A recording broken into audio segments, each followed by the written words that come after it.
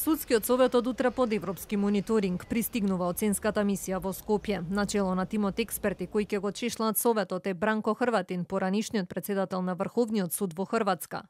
Хрватин ќе остане следните 2 дена во земјава. Ќе стартува мисијата на Брисел, која има за цел одблиску да ги скенира состојбите во советот, а потоа и да предложи мерки за зајакнување на независноста и кредибилитетот на ова тело.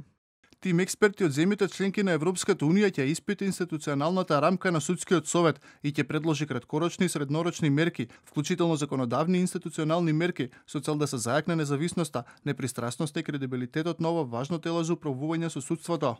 Оценската мисија доаѓа во период кога земјата е под засилен мониторинг за евроинтеграциите, особено во делот на реформите во правосудството. Во пресрет на мисијата пак министерот за правда Кренар Лога денеска одби да одговора на какви било новинарски прашања.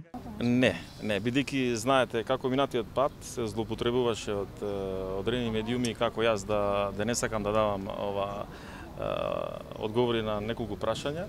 Мисијата треба да заврши во септември, кога тимот експерти од земјите членки на Унијата повторно ќе допатуваат во Македонија.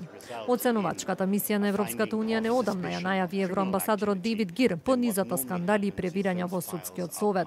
Од советот пак порачаа дека членовите се подготвени на соработка со експерти, но се пожалија и на изложеност на жестока и неаргументирана, како што рекоа, медиумска и политичка кампања.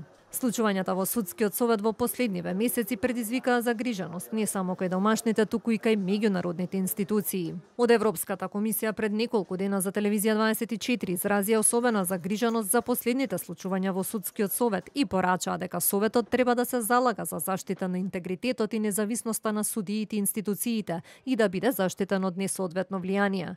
Последните анкети покажаа дека судството и обвинителството имаат доверба од само 2,7% кај граѓаните.